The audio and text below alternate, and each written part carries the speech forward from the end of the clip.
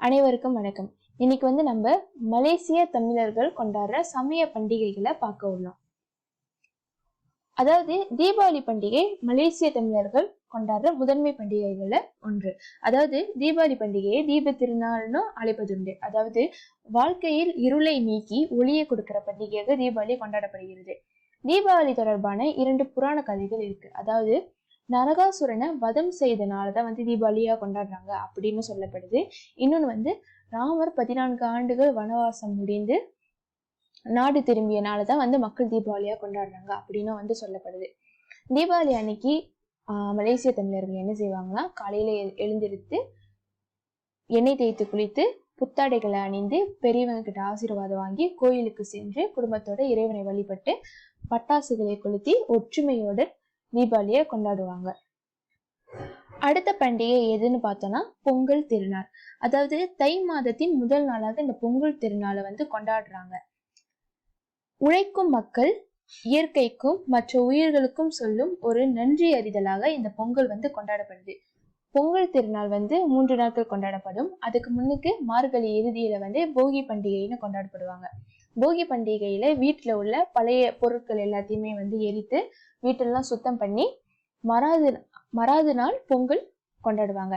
தைப்பொங்கல், மாட்டு பொங்கல், காணும் பொங்கல், பொங்கல் 3 வகைப்படும். தைப்பொங்கல் சூரிய பகவானுக்கோ, மாட்டு பொங்கல் உழவர்களுக்கு உதவி செய்யும் வகையில மாடுகளுக்கு நன்றி சொல்லும் வகையில கொண்டாடப்படுது.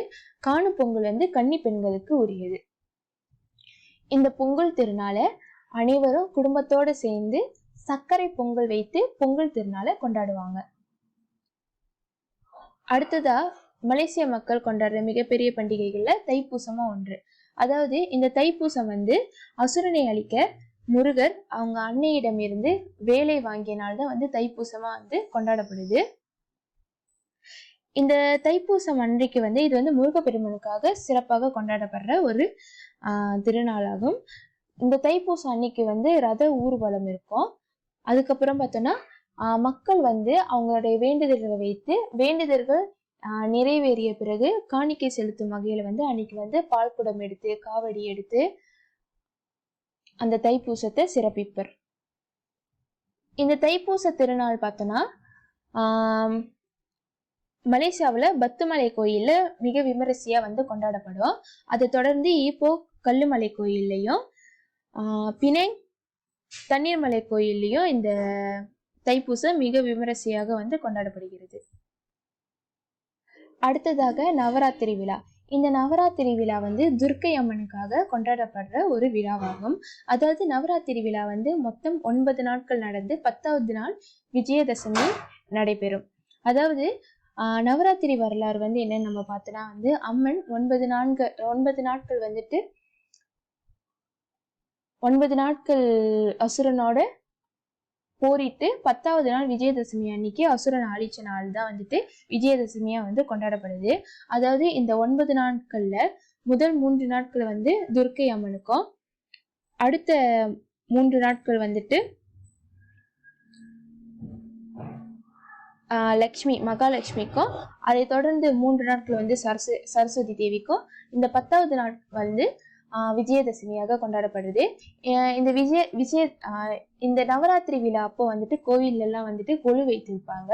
அந்த கொலு பார்த்தோம்னா தேவர்கள், மனிதர்கள், இறைவன், கடவுள்கள் அந்த பொம்மைகளை கொலுவாக வைத்திருப்பாங்க.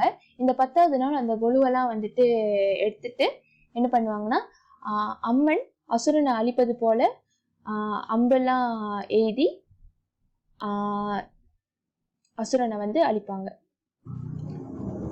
அந்த மாதிரி அழிப்பது போன்ற சடங்குகள் இந்த கோவில்ல நடைபெறும். அடுத்ததாக அம்மனுக்கு சிவராத்திரி கொண்டாடுவது போல மகாவிஷ்ணுக்கும் மகா சிவராத்திரி கொண்டாடுவாங்க. அதாவது இந்த மகா சிவராத்திரி என்னன்னு பார்த்தோம்னா இரவு முழுவதும் கண் விழித்திருந்து சிவபெருமனுக்காக 4 வேளை பூஜைகள் செய்யப்படும். இந்த மகா சிவராத்திரியில கலந்து கொண்டு நம்ம சிவபெருமானை வழிபட்டா நம்ம செய்த பாவங்கள்லாம் நமக்கே தெரியாம அதெல்லாம் நீக்கி சிவபெருமான் நமக்கு அருள் புரிவார்ங்கிறது மக்களுடைய நம்பிக்கை. இந்த மகா சிவராத்திரி அப்போ என்ன பண்ணுவாங்கன்னா விரதம் மேற்கொள்ள முடியாதவங்க வந்து பால் பழம் மற்றும் சாப்பிட்டு இரவுல வந்து இந்த 4 கால பூஜைகள்லயும் வந்து அவங்க வந்து ஈடுபடுவாங்க. அந்த இரவு முழுவதும் தூங்காம அவங்க வந்து சிவபெருமான வழிபடுவாங்க. அதன் பிறகு விநாயகர் பெருமானுக்காக விநாயகர் சதுர்த்தி மலேசிய தமிழர்களால் வந்து விமரிசையா வந்து கொண்டாடப்படுது. இந்த விநாயகர் சதுர்த்தியோட வரலாறு என்னன்னு பார்த்தோம்னா வந்துட்டு, சிவபெருமான் விநாயகருக்கு வந்து யானை முகத்தை பொருத்தி முதற் கடவுளாக அவரை வந்து எல்லாரும் வழிபடுவாங்க அப்படிங்கிற வரத்தை அளிச்சனாலதான் வந்து விநாயகர் சதுர்த்தியாக கொண்டாடுறோம் அப்படின்னு வந்து சொல்றாங்க. விநாயகர் கோயிலையும் மற்ற எல்லா கோவில்களிலும் விநாயகர் சதுர்த்தி ரொம்ப விமரிசையா வந்து கொண்டாடப்படும். அன்னைக்கு வந்து விநாயகருக்கு வந்து சிறப்பு வழிபாடுகள் நடைபெறும். அதை தொடர்ந்து அவங்களுக்கு வந்து விநாயகருக்கு பிடித்தமான உணவு வகைகள்லாம் வைத்து அவங்கள வந்து வழிபாடு செய்து வணங்குவாங்க. அடுத்ததாக திருக்கார்த்திகை தீபம். அதாவது இந்த திருக்கார்த்திகை தீபத்தை வந்து சிவனுடைய நெற்றிக்கண்ணில இருந்து 6 தீப்பொறிகளா வந்து முருகப்பெருமான் வந்தாருங்கிறத வந்துட்டு அந்த நாள் தான் வந்து திருக்கார்த்திகை தீபமா வந்து கொண்டாடுவாங்க. திருக்கார்த்திகை தீபம் அப்போ வந்துட்டு 3 நாட்கள் வந்து கொண்டாடப்படும். வீட்டிலையும் கோவில்களையும் விளக்கேற்றி மக்கள் வந்து திருக்கார்த்திகை தீபத்தை மிக விமரிசையாக வந்து கொண்டாடுவாங்க. இது வந்து கார்த்திகை மாதத்துல கொண்டாடுவாங்க. அடுத்ததாக ஆடிப்பெருக்கு. ஆடிப்பெருக்கு வந்து ஆடி மாதத்துல அம்மனுக்காக வந்து இந்த விழா வந்து கொண்டாடப்படுகிறது. ஆடிப்பெருக்கு ஆடி மாதம் அப்போ அம்மனுக்கு வந்து திருவிழாக்கள், கூழ் ஊற்றுதல் போன்ற பல சடங்குகள் சம்பிரதாயங்கள் எல்லாமே வந்து ஆடி மாதத்துல நடைபெறும். அடுத்ததாக வந்து பங்குனி உத்திரம். பங்குனி உத்திரம் வந்துட்டு முருகப்பெருமானுக்காக கொண்டாடப்படுது அப்படின்னு வந்து சொல்றாங்க. இந்த பங்குனி உத்திரம் வந்து சிறப்பாக கொண்டாடப்படும். சிவ ஆலயங்கள்ல வந்து சிவன் பார்வதி திருக்கல்யாணம் நடத்தும் விழாவாகவும் வந்து இந்த பங்குனி உத்திரத்தை வந்து கொண்டாடுறாங்க. முருகப்பெருமானுக்கும் சிறப்பு நாளாக இந்த பங்குனி உத்திரம் வந்து கொண்டாடப்படுது. அன்னைக்கு வந்து ரத ஊர்வலம் போன்ற பல நிகழ்வுகள் வந்து நடைபெறும். நன்றி.